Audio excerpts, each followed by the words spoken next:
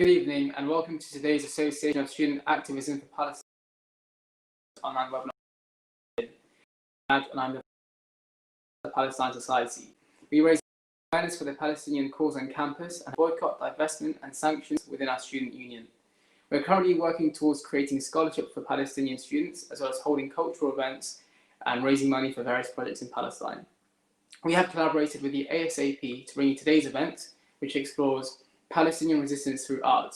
The ASAP is a student-led organisation whose purpose is to provide and support for pro-Palestine activist student groups and societies throughout the United Kingdom. As you may know, yesterday marked the International Day of Solidarity with the Palestinian people, a day which has been observed every November 29th since 1978. Events are held all over the world, including the United Nations head offices in Geneva. In light of this, resistance through many mediums, such as the arts, is even more so important, which is why I'm delighted to introduce you to three esteemed guests who will tell us more about their work, inspirations, and struggles they have faced for the Palestinian cause. We have Miranda Pinch, producer of the Balfour to Banksy film, Meera creative director at Adnan, and Lena Fredriksson, who is a journalist, photographer, and the author of All Quiet on the West Bank. We'll now be joined by Miranda Pinch. Miranda, can you tell us more about your trip to Palestine? Okay. My mother was a secular Jewish refugee from Czechoslovakia. She was what is termed a Holocaust survivor, though would have hated being called that, as she did not consider herself a victim. In fact, she hated the way the Palestinians were being treated in her name as a Jew, and especially as a Holocaust survivor. Because of my mother, I had a deep desire to go to Palestine, not just as a pilgrim or to Israel on holiday, but to be there specifically for 3 months, long before that became possible. In 2008, I applied to become an ecumenical accompanier with the Ecumenical Accompaniment program for Palestine and Israel. I have sent the links. I hope that these can be made available to people. It's an awful mouthful, but it's well worth finding out about. I'm now going to share my screen so that you can see some of the photographs that I have taken, either that I've taken or they are of me. I hope this works all right.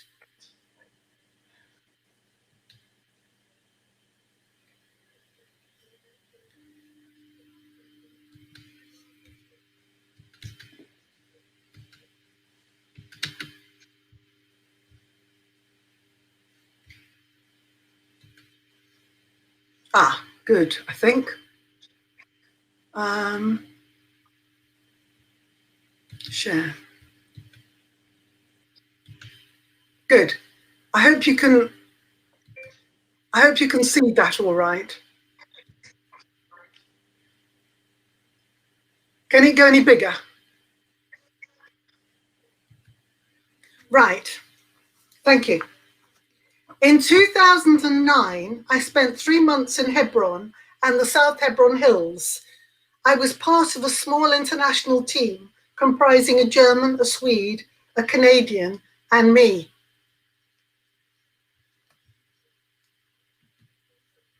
Oh, help. Right.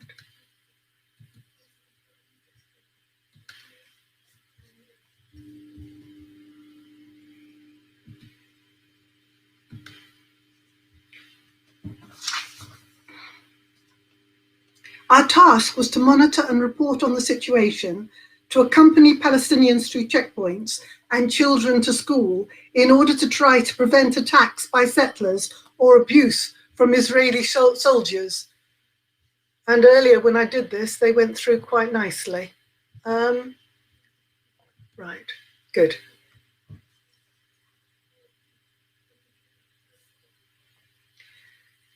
We also spent each Friday in a Palestinian village of Susia in the South Hebron Hills as a protective presence, overlooked and attacked by the Israeli settlement of the same name, and to give support within the Palestinian community of various kinds. So there's a couple more photographs here. You can see me there in the South Hebron Hills.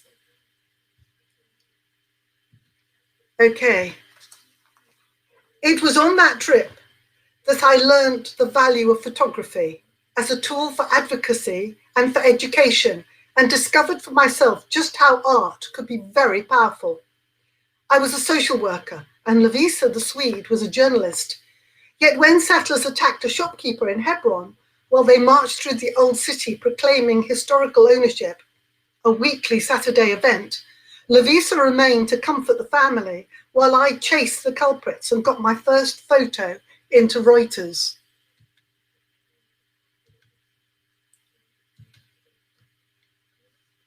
I don't particularly like the photo now, as the man does not look directly at me, but it was a start. It was not my only photo to reach a wider audience.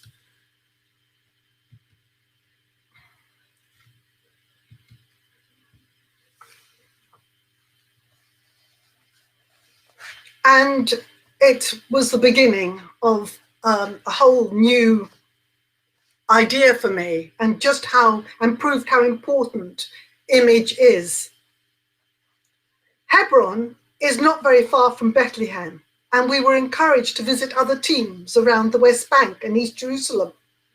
So I also spent time in early morning sessions at the famous, or infamous, I should say, Gilo checkpoint, which many Palestinians have to move between Bethlehem and to get to Jerusalem for work.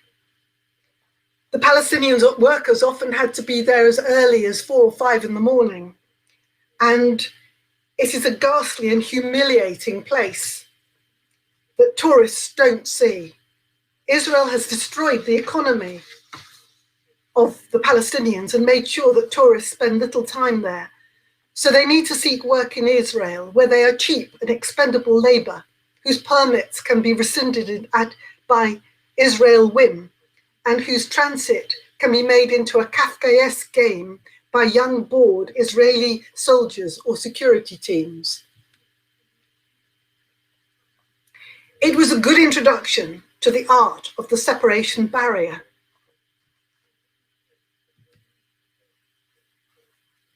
Which, in that part of Bethlehem, is an extensive and monstrous wall that is both an ugly scar blocking roads and light and a blank canvas that is a great draw for resistant art.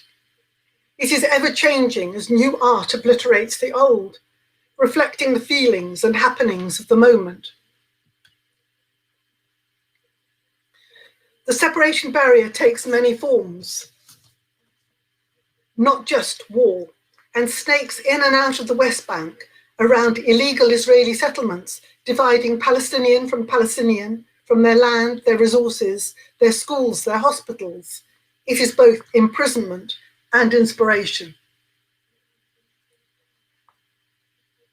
Banksy has been closely associated with Bethlehem since 2005, when his first mural appeared there. Driving around Bethlehem, you can spot a number of them.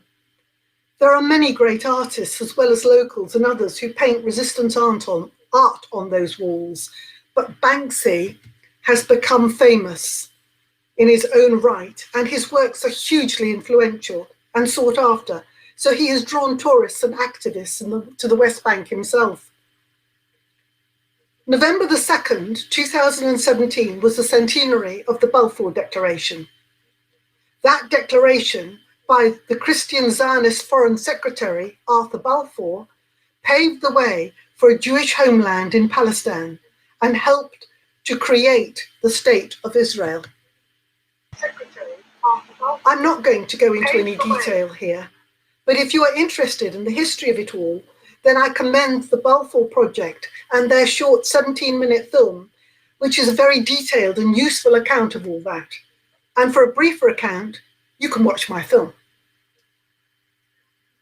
The Balfour Project history documentary was where my film began. I had attended a Balfour Project meeting in the House of Lords on the day the date of the general election was announced in 2016, which meant that the MPs who were due to attend an after-event dinner could not, and I had the honour of being invited to fill a space. During the meal, perhaps due to too much alcohol, I rashly and naively told the august gathering that what was needed was a more accessible film that could be taken up by mainstream media, and I would produce one. I am not a producer and had not a clue about filmmaking. Within a short time, I realised I was way above my head and that such a film would cost in the region of £50,000 to £100,000, and I needed to find a suitable and willing production company. I gave up on the idea, feeling very embarrassed.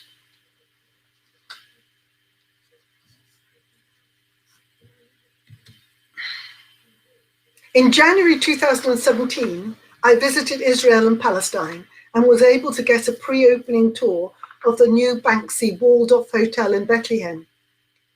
When I returned to the UK, I gave a presentation in my local church entitled Balfour, Bethlehem and Banksy, which eventually fed into the title of the film. In March 2017, I was canvassing for the election locally and found myself working alongside Martin Buckley, who had been a BBC producer among many other accomplishments, and is a lecturer in journalism. On hearing my idea, he, very rashly, suggested producing a short film as a summer project in order to have it ready for the November centenary. A friend quickly donated £5,000, and I was committed. I contacted possible contributors in Israel and Palestine, and the three of us flew out on Wizz Air on the 2nd of July for a location shoot, all for under £5,000. The rest was going to have to be paid for on a wing and a prayer.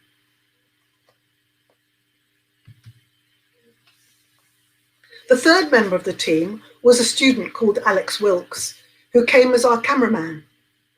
We did not ask permission for anything, so went as tourists as a sort of bizarre family. As our passports all had different names, we went as an unmarried couple, with Alex as my son from a previous marriage. We explained our rather upmarket cameras by saying that Alex was studying photography. We hired a car, and Alex sat in the back with headphones on, apparently listening to heavy metal, while Martin and I bickered, not put on, as we went through checkpoints. We were never stopped. The hotels though, were rather surprised when we asked for 3 bedrooms. The shoot was very hot indeed, a heat wave even by Palestinian standards, and it was very full on. At one point, I thought I'd managed to get a couple of hours off in Jerusalem and was wandering around our favourite old city haunts when I was called by Martin, asking me to return with a broom handle, some tape and a tripod, which of course I did. And there you can see me with the broom handle and the tape. In Bethlehem, we visited the Waldorf Hotel and wanted to film there and interview the manager, Wilson Sulsa. And so I had a lot of correspondence with the Pest Control Office, though not soundly, with Banksy himself, and it was eventually all agreed.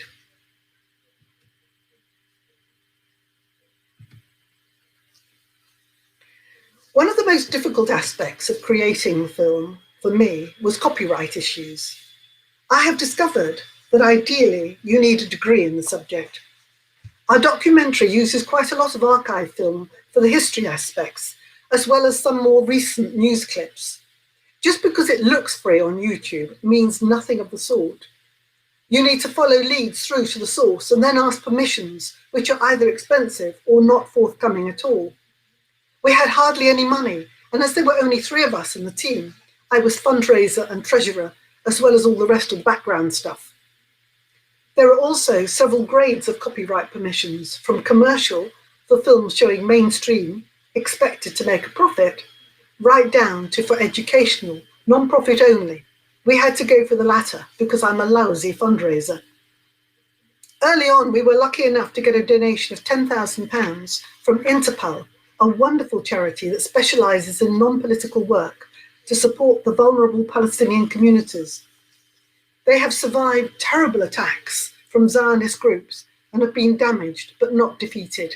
In fact, they are one of the organizations that received an apology from the Times and damages from the Jewish Chronicle, Daily Mail, and Mail Online over false terror and extremist allegations.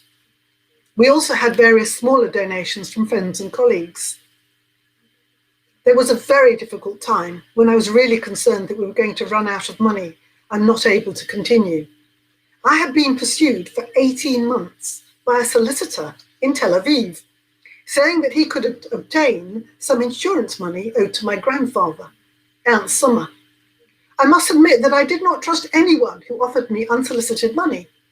However, the deal was no money, no fee, as long as I paid 20% of any windfall to him. So, as I seemed to have nothing to lose, I went ahead and signed on the dotted line. Thanks to his work, after having shared the proceeds with my sister, I was still able to put £3,000 into the film's coffers. At the time of my desperation later on, there did not seem to be any such bailouts available, especially from Israel. Yes, I had a message from the solicitor saying there was a little bit more, completely out of the blue. It wasn't a large amount, but it was enough to get through. So you could say Israel has helped to pay for the documentary. All in all, we managed to scrape through on just over £20,000, which is a miracle in itself. Martin directed and Alex edited, with the most amazing results. Two very talented people. We wanted the documentary to be ready for November the 2nd, the actual Balfour Declaration centenary, but we had so much wonderful material that by November, we had only produced a rather overlong rough cut that we screened at a small venue in London. Some of you may have heard of Gallery 21 near Euston. One of the earlier screenings was at SOAS, part of London University, which was lively, you could say so, with a near riot, and the police were called. A man called Jonathan Hoffman, who some of you will know and who now has a criminal records for such behaviour, decided to ensure that the question and answer session following the screening would not function. He and others pulled out Israeli flags, sang songs in Hebrew and caused mayhem. We had to be escorted out of the building with security. It was an interesting and useful experience, and later, when SOAS invited us back, it was trouble-free, thankfully. Those early screenings gave us valuable feedback, and we made a number of alterations to the film. We reduced the length and cut out a couple of scenes that some considered might cause us problems. One scene involved a young Palestinian who described the torture he was subjected to in the Israeli prison, where he was held, and the other involved some Jewish Israelis who were outspoken about their government and used language seen as unacceptable here in the UK. We cut both of them simply because we wanted the film shown, and it was not worth fighting to retain such inflammatory material. That did not prevent us from being accused of anti-Semitism, of course. But we had a lawyer take a look at the film and were told that there was nothing we could be legitimately charged with. However, universities were particularly reluctant to screen it. And even though I was told by a couple of them that there was nothing wrong with the film, they decided it was not safe to do so. My local university explained that their decision was partially based on the fact that I was the producer, as they expected trouble from a well-known group of Zionists who had caused trouble before at my presentations. I had to admit that I felt sympathy for them. They are a particularly nasty bunch. However, a local central church said that they would screen the film because I was the producer, as they had good experiences of my work in the past. It's been tough, and it's getting tougher. Because of another hat I have, in fact two, I receive a lot of abuse and some very nasty accusations. I am the wrong type of Jew, condemned not just for my own work, but by association. Martin wanted to update the film with the latest situation, and so the final cut was not available until September 2019, just in time for the Boston Palestine Film Festival, though the sound still let us down and it required extra work to improve it. So, to end my presentation, I will now show a clip from the film featuring the walled-off hotel that I think is probably spot on for the title of this webinar. Here, close to the main checkpoint into Bethlehem, just meters away from and overshadowed by the separation wall, is one man's response to the Palestinian experience. The British artist Banksy has created an extraordinary performance artwork, a hotel. It's called, wittily, the Walled Off Hotel.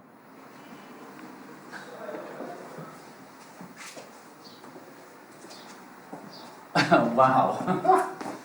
Whew.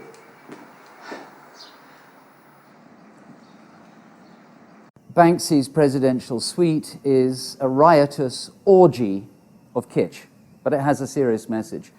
In one corner, there is Balfour's office. The open-plan bath is fed by water from a tank riddled with bullet holes.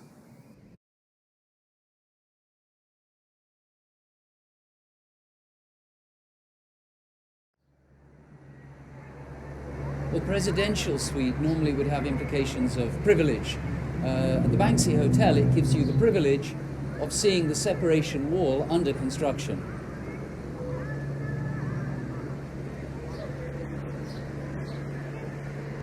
It feels like an alternative reality. And men at work, high technology, electronics, guns, surveillance, cement, barbed wire, all of it, you know. Sorry, I'm lost for words. But if there's anger at the Banksy Hotel, it's mostly under control, channeled into cutting, intelligent irony. The decor bitingly satirizes the whole British colonial enterprise. When I spoke to the hotel's general manager, Wissam Salsa, he was at first keen to maintain the legend of Banksy's total anonymity. But I did meet a guy in the town who said, yeah, I saw Banksy, I saw him in the middle of the night making one of his stencils. Yeah. So I can tell you exactly what he looks like. He's a tall guy, he's tanned, grey hair. Is that an accurate description? I have no idea, man. These legends and stories. In a way, this whole building is a work of art. It's a kind of installation, I think. You know, some art installations you move through, they have video or audio. But here you spend a night in the installation, don't you? Banksy is something very unusual to work with. Banksy interfered almost in every single detail in this building. This is why I lost my head. See, I got crazy. What is this hotel trying to do? Our hotel was opened in 2017, this year, and this is 100 years for Balfour Declaration, and I think it is again to remind the world that look what happened because of this minister who just signed a piece of paper.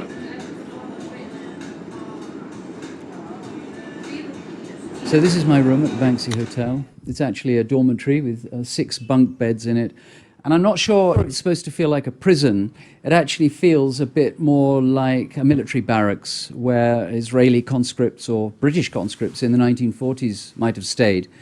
And I'm not sure exactly how it makes me feel, but I think it's supposed to evoke a feeling of guilt. There's something very English about this hotel. It isn't owned by Banksy. Indeed, beyond his creative involvement, it's entirely a Palestinian operation. But its aesthetics represent a twin attack. It's certainly an assault on Israel's Palestinian occupation. Here is Jesus, a sniper's laser focused on his forehead. Here, an image of classical beauty wears a scarf over its mouth and is wreathed in tear gas. But the hotel is at least as much an attack on the Brits. With its parodies of British art, a blindfolded Victoria, with its kitsch crockery, the hotel is an attack on British taste.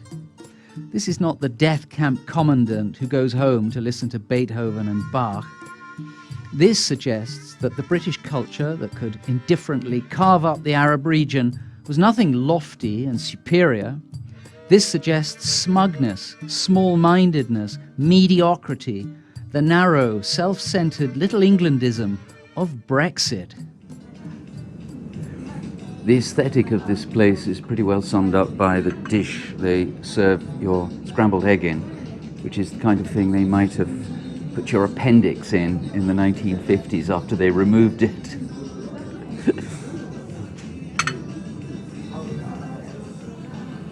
After my breakfast egg, I enjoyed the suffocating irony of coffee on a veranda from which I could almost reach out and touch the wall. Banksy has offered more than just a supremely ironic piece of installation art. The walled-off hotel has its own ensuite museum, which tries to explain both how it all happened and the consequences too. This is art as activism, art as lens, art as mirror. Can we face what we see in the reflection?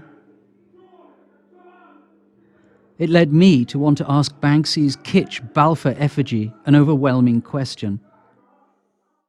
Lord Balfour, 100 years after your infamous declaration, how do you feel about what it achieved? But Balfour didn't have an answer for me. Thank you, Miranda. I think your photos really show what words can't. We'll move now on to Meera Adnan. So I'll just introduce Meera. She is the founder and creative director at Meera, her Palestinian clothing brand. It operates from Gaza City. So Meera, can you please tell us more about your journey and how you established this clothing brand? Yeah, of course. So my name is Meera Al-Baba. I'm 28 years old from Gaza City. I was born and raised in Saudi Arabia back in the 90s, and then my family and I moved back home back in 2004. So yeah, my journey with fashion has started not so long ago, around the year 2015, when I got a scholarship to study international business in the University of St Andrews in Scotland. And then I was a bit introduced to the world of business and then fashion and luxury, and step by step my interest started growing, as well as my knowledge and understanding of the fashion industry. It took me a few years to be able to establish my brand, being from Gaza, and the hardship of traveling back and forth, dealing with borders, and having to wait months and months to be able to go back and forth. And I was determined when I finished my master's degree in Scotland to move back home and start something from Gaza to the world, and hopefully be able to produce all of my collection in Gaza one day. So it's been a challenge for me because I needed to do something from back home, and I needed to present my identity. And I feel that it's important for me to be able to also work with Palestinian creatives, whether they are based in Gaza, in the West Bank, the 48 territories, or in the diaspora. So I feel like this is something that is it's just starting, but I think that in 2 years, hopefully, it will create a whole platform for Palestinian creativity. So I wanted to share with you the lookbook. Yeah, okay. So we launched earlier this year, but it was a journey that it took me a few years moving from one country to another to be able to establish myself as a business owner, to be able to gain the knowledge that I need. So after Scotland, I moved to Jordan for a while, and then I moved to Germany. I worked in a fashion marketing company in Hamburg. Of course, I feel like all these opportunities that were presented to me, aside from working hard to get them, but I feel like I was very privileged to be able to do that, because I know that most of the people in the Gaza Strip didn't have the chance to travel at all in their life. And I feel like I'm one of the few people that were so privileged to be able to challenge borders and to be able to travel and have different experiences, increase my knowledge, and also be able to meet different people, which had, of course, it's broadened my horizon, it's broadened my thinking, and it's allowed me to grow up as a person, aside from having my own brand. Okay, so as I said, we launched earlier this year. Our vision was about exploring the ramifications of geography and separation on the Palestinian identity, both on the collective and individual level, especially for the upcoming generations, because I feel like being Palestinian is such a complicated identity to have, and it's very diverse based on where you were born and raised, and if you even had the chance to visit home, which is something that is not even possible for a lot of Palestinians, especially those in the diaspora. And as someone who was born and raised in Saudi, I feel like experiencing being Palestinian abroad and then coming back home and to Gaza especially, and the unique circumstances of Gaza, living under siege, and watching even the very, very, I would say, intense military aspects of it. I think all of that would have created and molded my personality in a different way than someone who, for example, live in the West Bank, who has to deal with checkpoints, who has to deal with dealing with the Israeli army on a weekly or daily basis. So for us in Gaza, for example, it's different, especially for my generation, because Gaza is a very unique place in terms of living under siege, like in an open air prison, but you're not being the entity that is imposing all of this siege and all of this suffering and all of this agony. So you're sieged everywhere. You're under siege from like, when it comes to the sea, you can only fish for a few kilometers. You cannot cross borders easily, and it's a whole process. So you feel like you're being targeted from everywhere, but you cannot see the enemy, I would say. So yeah, going back to Meera, Adnan, we successfully launched earlier this year in Dubai because we wanted to do the launching in an Arab fashion hub, and Dubai currently is that kind of hub. We wanted to challenge the borders. We wanted to challenge also social conventions, restrictions, because as a millennial, I feel like my generation, aside from the occupation, we're also dealing with a lot of social conventions and a lot of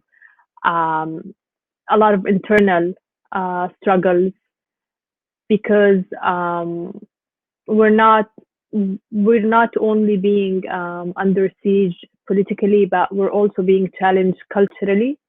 As a young person who's not allowed to see people from different cultures, who's not allowed to travel to seek opportunities abroad, I feel like this is something that is very, very ignored in a way when we talk about siege, that we are not talking about the cultural impact of it. And we're also dealing with, as I said, the generation before us that have their own set of beliefs, and we have all that internal challenge in a way. So if you go across the PDF, we could see that my brand, in a way, the brand identity is very much, it revolves around all the elements, the local elements that molded my personality. So for me, it's a personal journey. So we have like religious, local, and even social elements that we like to integrate in our brand. so we can have a story that is very strong, so we can have a very clear brand identity that is representative of being a Palestinian young person, in my case. So I'll walk you through the lookbook for our latest and first collection. So it says that Meera Adnan is a Palestinian contemporary ready-to-wear label that crosses borders and spaces by operating from Gaza City. Our work focuses on reclaiming narratives and is influenced by religious, political, and local references that tell personal stories from the city under siege. And this is something really, really, really dear to my heart, to be able to reclaim narrative as a Palestinian youth from Gaza, and to be able to tell my own story and express myself through art without needing any media outlet or any third party that needs to tell my story to the world. I want to be the one who tell my story, and I want to use my own words and my own ideology and my own expression. And I feel like I don't shy away from using politics, because I feel like my whole existence is already politicalized. It was politicalized for me before I even chose to be involved in politics, or politicized for me. And I feel like for so many people, it's a privilege for them to be woke or be aware or follow the news. But for me, this is like, it's about my own existence in this world. So we like to indulge in all these political aspects, but we also like to show the romantic side of Gaza. We, like in our first collection, we were inspired heavily by the era of 1970s and 80s in Gaza and in Palestine in general, through the personal stories that I got from my family, their photos, the way they used to express themselves, whether we're talking about garments or even the way they express themselves in pictures, the way they dress, the way they express their emotions. And I feel like this is something really important for me, to be able to show the different aspects of the Palestinian identity. We also, the mission of our brand is we also aim to revive the local textile industry and build a platform for Palestinian creativity that we would like to have in future Palestine. So I feel like in Gaza, the term creativity or fashion is very, it's not usually something that you would hear when you're talking about Gaza or Palestine, but especially Gaza. And I feel like there's only one identity or one unified face that you would imagine when you think of Gaza, especially when you think about like the individuals. You think they all look the same, they all dress the same, they all talk the same, and they have the same ideologies, thoughts, set of beliefs. And I think that is very, very, very annoying for me personally, because I can see the people around me who live in Gaza, my friends, family, and colleagues, and everyone that I interact with, especially my age or younger, and I see how passionate they are and how individualistic they are. And I feel like they're very passionate, charismatic, and funny. And then you think of the way we Palestinians from Gaza are being viewed in the news, and we look like victims, and we look like we need help, and we look like we're always in a way less. And I feel like this is something that I would love to change, or at least I would love to for people to see Gaza and Gazans in a different way, not necessarily successful or smart or beautiful, but just to see the whole package, that we are a very diverse population. Like, we're 2 million people. We live in a very small place, but we're very diverse in every way that you could think of. This collection lookbook was inspired by also quarantine and everything that happened with COVID-19. And we wanted to show someone who's stranded in a place and they want to go home, because this is how Palestinians usually feel like, especially when we travel or if we live in the diaspora and we cannot visit home. there's always this sense of belonging and longing to a place, and you feel like even if you immigrated like to a foreign country, you always think about, okay, one day I'm gonna go back home, and this is what I'm gonna do when I go back home. And even if you died somewhere else, you always think that this is not your place. You always think that you need to go back at some point. So we wanted to show all these romantic elements, especially that people feel under siege or in quarantine, because these two situations are very similar. So we wanted to capture that sense of self-indulgence, uncertainty, and thinking that people feel in quarantine or under siege. The thing that I like about this photo shoot that it was produced virtually. So I was working with different people. They're all creative from Gaza. Like the model, for example, she's from Gaza. The photographer is someone also from Gaza. And for me, it was the outcome was very, very beautiful. So yeah, we wanted to also show feminine, masculine energy, because our collection has unisex pieces, and for me, I wanted to challenge a bit all these gender norms in a way. Like this is something I like to do in my designs. So you can see like how some of the outfits are a bit masculine or have like a masculine silhouettes and very like oversized clothing in a way. So yeah, that would be, I think, a sufficient introduction about myself. This is my website that went online earlier this year.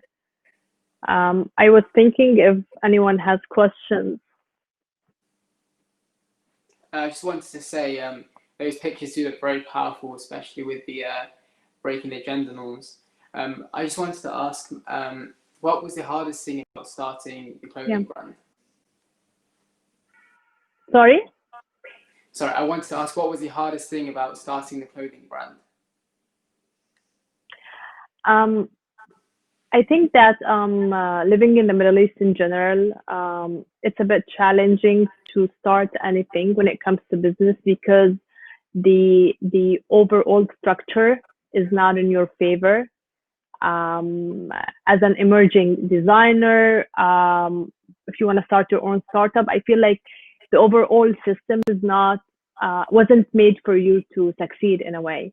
And I feel like you always have to rely on your own personal resources, people that you know, your family. And in my case, I was very, very privileged because I had the support of my family. And I had a lot of people in the industry, like Middle Eastern people, who were willing to help me, even in the smallest details. And I feel like it's always important to be able to rely on your own people in a way, never shy away from asking for help or asking questions. But aside from that, being from Gaza and being being conditioned to deal with a lot of the freedom of movement issues, I think that was my biggest challenge, especially this year with quarantine. It made everything even worse when it comes to being able to travel back and forth. And sometimes it makes me forced to miss opportunities, or have a lot of delays, or a lot of even like financial costs. But I think that this is something that I have to deal with. Yeah. Well, thank you for sharing that with us. We're now going to move on to Lena Fredriksson. So Lena Fredriksson, she's the author of All Quiet on the West Bank. So Lena, can you please share your journey with us and the viewers? Yes, hello everybody. Thank you for having me here. As you said, the reason I'm here is that I recently published my photo book, All Quiet on the West Bank. And it's about what it's like to live under a prolonged occupation, the one on the West Bank. What everyday life looks like for the people living there, year after year under occupation. And the book is available in English as well as in Swedish. So this is a Swedish version. It's a photo book, as I said, with lots of photos, but also interviews with people of different ages living on the West Bank, in cities, in villages, in refugee camps, men, women, and children. And today I will tell you a little bit about the making of the book and my experiences on my journeys on the West Bank. The aim with the book is simply to show what everyday life under occupation can look like. I want to spread knowledge about this, and I think that this is an issue that media doesn't lift very often. Usually we see media reports when something alarming occurs, but not that much about how to get your everyday life together. So I wonder, have you managed to share my screen with the photos?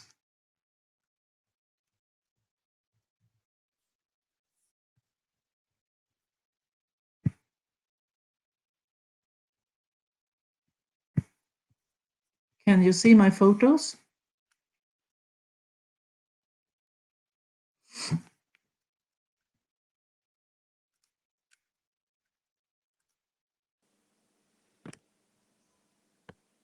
Hello, anybody there?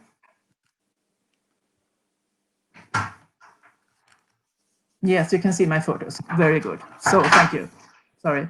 Well, as I told you, I think that the media reports often come when something alarming, something violent occurs, but not so much about what life is, what everyday life is, how you get your life together, and in what way the occupation affects the life.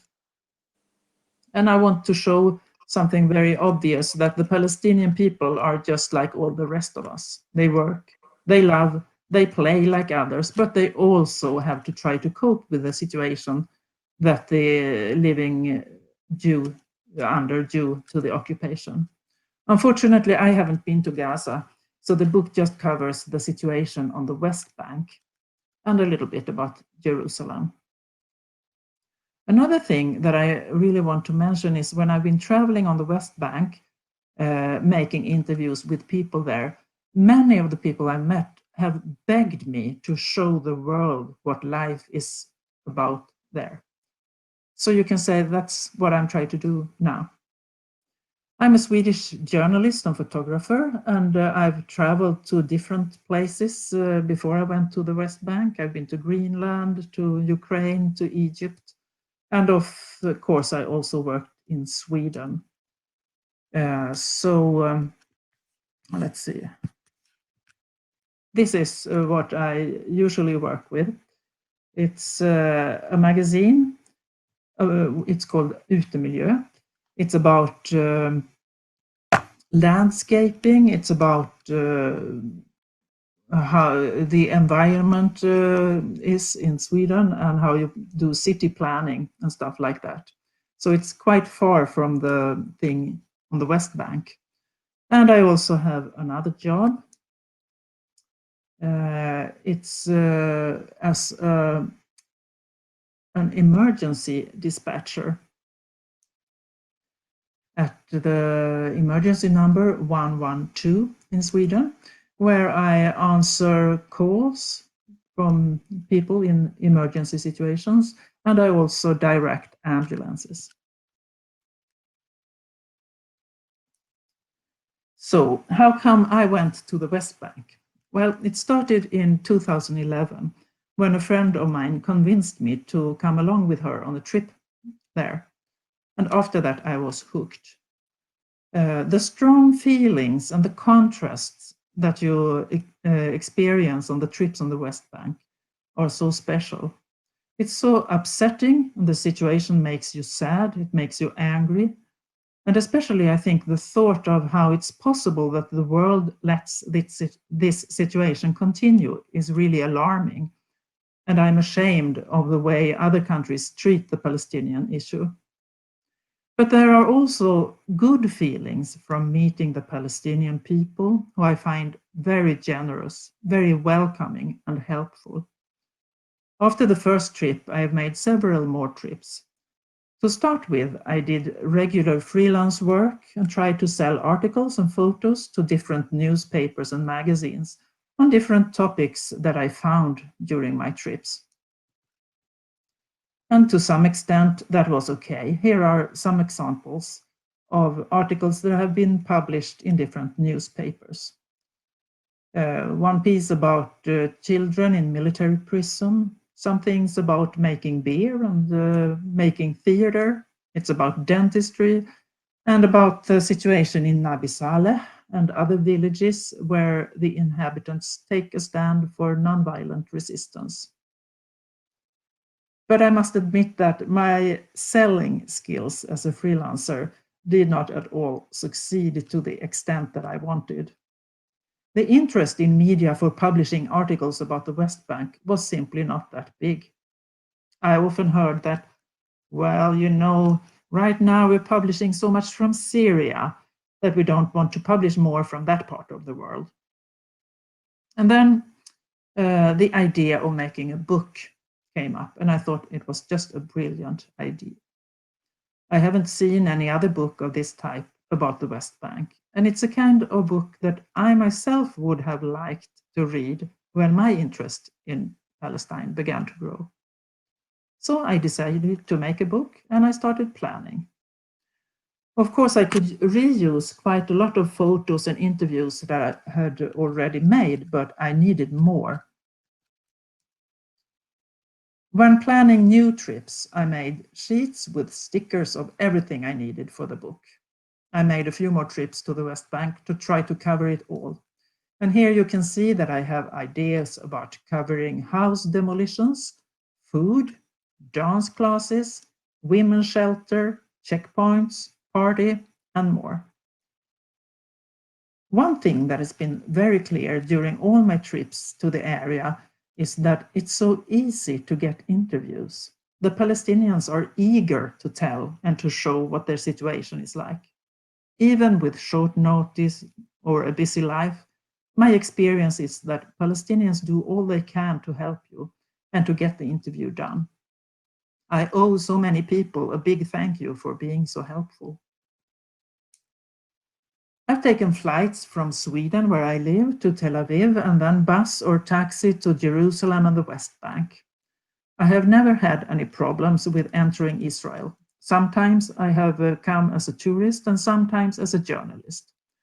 I managed to get permission from Israel's military to attend trials in military prison for Palestinian children, and they even fixed an interpreter for me. This is Nablus, and I want to show that getting around is no problem. For instance, with service taxis, the yellow-orange minibuses you can see here, they run a specific route as soon as all the seats are taken. Or you can go by regular buses or taxis. The distances are quite short, but sometimes the journeys still take quite a long time due to the traffic situation and the fact that the roads that Palestinians get to travel on often are more narrow and don't go straight between place A and place B. And because of the fact that you at any time can be delayed when passing through a checkpoint, regular ones or flying more temporary ones. As you probably know, it's difficult to plan your trips on the West Bank. When I've been there, I have sometimes stayed at hotels, but what I have found to be the best way to stay is with families in private homes. So this is at Aya's house in the Heyshe refugee camp near Bethlehem. It's been very good for me as a foreigner to be able to take part of family life, and the hosts have been so helpful and wanted to show and explain everything to me. And another thing, they've had so many contacts and helped me find people to interview, both on such issues that I had planned ahead, but also on new ideas that I hadn't known about and been able to plan before, such as this. This is a memorial ceremony after a teenager who had been shot to death by Israeli soldiers in the Heyshe refugee camp.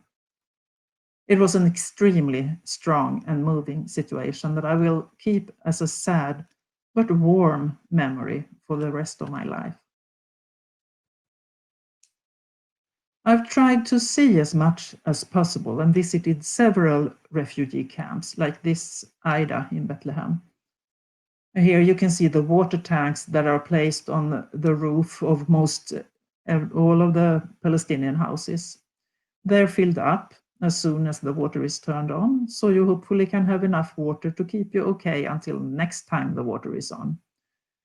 Israel has the control over the water supplies, so the water is usually off.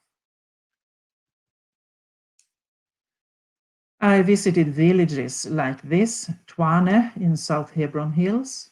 They had a lot of problems with settlers coming into the village and attacking the inhabitants there. Of course, I met the wall at many places.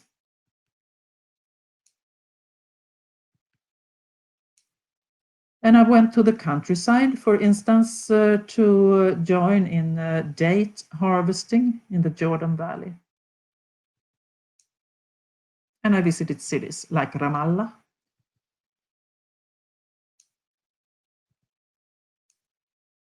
I waited in line at checkpoints. I met lots of Israeli soldiers with weapons.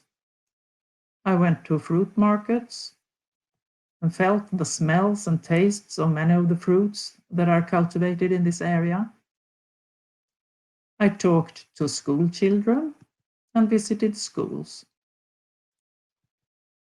And I also met parents whose children were in military prison, as well as children who had been in prison. And I experienced many other situations. I tried to cover as many parts of life as possible, and one by one I could remove my stickers, at least most of them. Some are still to cover, maybe if I can visit the area again. Back home again, it was quite a job doing a disposition of what to put in the book and in which order I should put the photos and articles.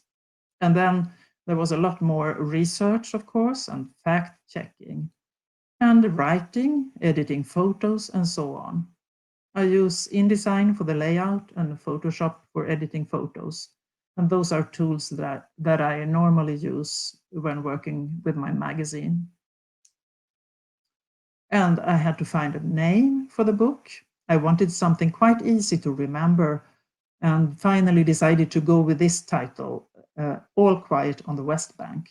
It's almost like the title of the novel by Erik Maria Remarque, All Quiet on the Western Front. But I put a question mark at the end to show that many of us in the outside world don't know so much about what's happening on the West Bank. Is everything the same there? Is the occupation still going on year after year, or is it changing? How is it changing? There were, of course, many other decisions to make. The size of the book, what the cover should look like, what fonts should be used, and much more.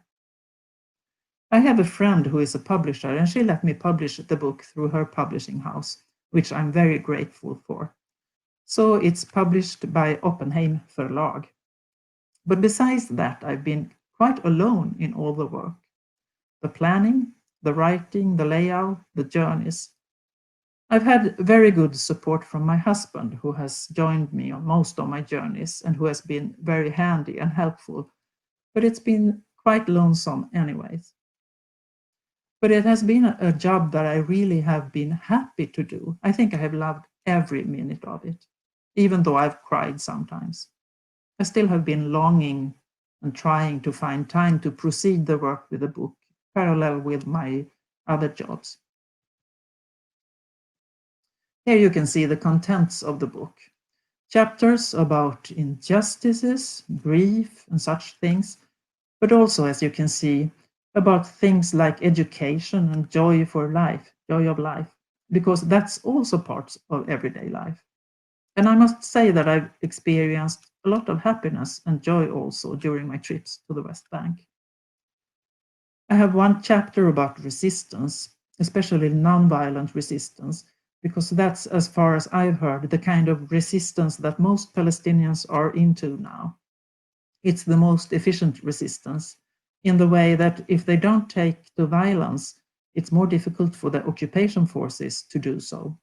And it's harder for the occupation forces to blame the Palestinians for being violent and saying that the soldiers have to use violence to protect themselves. I've made some interviews with local leaders of nonviolent resistance, and they often say that they want to follow the thoughts of other leaders, like, for instance, Mahatma Gandhi. One of the most joyful evenings I had during my last trip was this henna wedding, the day before the actual wedding, in a refugee camp where the street had been turned into a party area and everybody was dancing. Men outside the fabrics and women inside the shelter of colorful fabrics. Here is a traditional embroidered dress that one of the women at the wedding wore. And this way to honor your culture and heritage is in some means a way of making resistance, something that I also lift in the book. And in my chapter about resistance, I show some things that can be considered as resistance through art, or at least through culture. Like this way of resisting. It's a dance class, Dabke, in Ramallah, at PAC, Popular Art Center. The leaders there state that this is an act of resistance because they take care of their own culture and they create pride over being Palestinian and helping children to find that pride. There are many examples of organizations and private initiatives working for strengthening the Palestinian identity and finding ways to struggle against the occupation without the use of violence. Another way is like this man was doing, Mustafa Azizi, a documentary filmmaker from Nablus, who also gave guided tours around the old city of Nablus, telling about the history of the place, both the really old ancient history and the more recent one. Here he is showing a painting of Handala, a cartoon refugee boy created by Naji Al-Ali. The figure has become a symbol of the Palestinian struggle for freedom. The last thing I heard from this man, Mustafa, he had moved abroad, and therefore I think that he's no more giving these tours, as far as I know. This is a dark alley in the old city of Nablus, and this is the photo I use for the back cover of my book. The Freedom Theatre in Jenin is an institution that also uses art as resistance, working with both children and adults and creating pride and knowledge. And this is yet another way. Taste of Hebron, a group of women in Hebron who cook traditional Palestinian food to sell at markets and events. The woman who started Taste of Hebron, Zleicha Boutaseb, she lives in the house where the group does the cooking, but that part of the house is a kindergarten at daytime. Zleicha started the kindergarten so that the preschool children in the area would have the possibility to go to a learning activity without having to pass the checkpoints with soldiers and guns. She is a remarkable person, and she considers both the kindergarten and the Taste of Hebron group as ways of resisting the occupation. And an important fact is that the women in the Taste of Hebron group also have very fun when they cook and prepare the meals. So it's clear that you can have fun while doing acts of resistance, even though it's of course a very serious subject. My book was released in March this year, almost exactly when COVID-19 got a grip of Sweden. I had planned to go on a tour showing photos and talking about the book, but many of the stops had to be cancelled. Anyways, I had some meetings in real life, Corona style, with a social distance between the people in the audience. And I've had some events on internet. One thing that has made me really happy is that several Palestinians have said that they think I have managed to capture the most important parts of their lives and their situation in the book. That's very nice for me to hear, because there is always a risk when you travel to a place and then try to give a picture of what it's there. If you don't live there, it's hard to understand everything. And that's something I'm well aware of. Therefore, the good words from Palestinian readers have made me extra happy. But still, I have lots and lots of books in my basement that are waiting to be sent to people who I hope want to read, look, and learn more about the situation on the West Bank.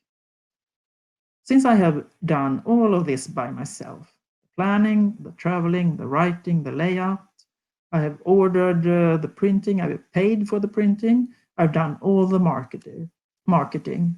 And since I have other jobs to earn my living, I find that the marketing part has been very, very difficult, probably the most difficult one.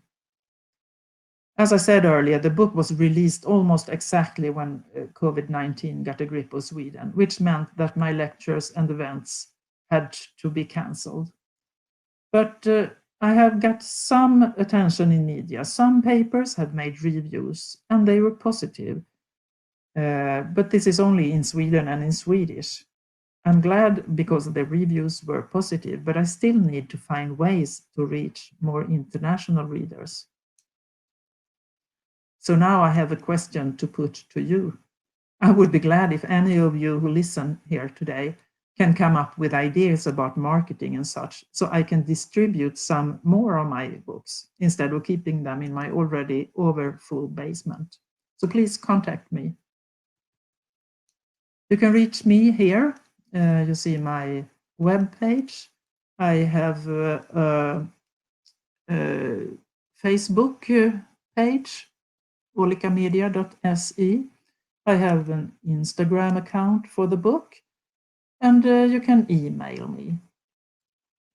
The Swedish books are sold at Swedish internet bookstores, and they are available at many of the public libraries in Sweden. And the Swedish and English ones can be ordered through my web page. So feel free to contact me if you want to. And I want to thank you who have been listening, and I also want to thank the organizers for having me here. Thank you, Lena. I think it was amazing that you got to experience so much and share that in photos in the book and today. Just wanted to ask you, what was your most fondest memory from your travels in Palestine? Pardon, what did you say? What was my fondest memory? Fondest memory. I think I have many fond memories from meetings with people, because the people were so open and so helpful. So I think that a big piece of my heart still is on the West Bank. And the wedding, of course, was it was very much fun and a very fond memory, but also more quiet meetings talking to Palestinian people. Yeah, thank you. We're now going to go back to Miranda and watch the video that we couldn't watch earlier. So thank you, Lena. Thank you. It was a great honor to host such brilliant speakers who shared their inspirational stories and their experiences in Palestine. If you'd like more information on the topics that you saw, you can follow us on @UOLPalsoc on Instagram and Twitter, and @ASA Palestine on Twitter, Instagram, and YouTube. Thank you for listening.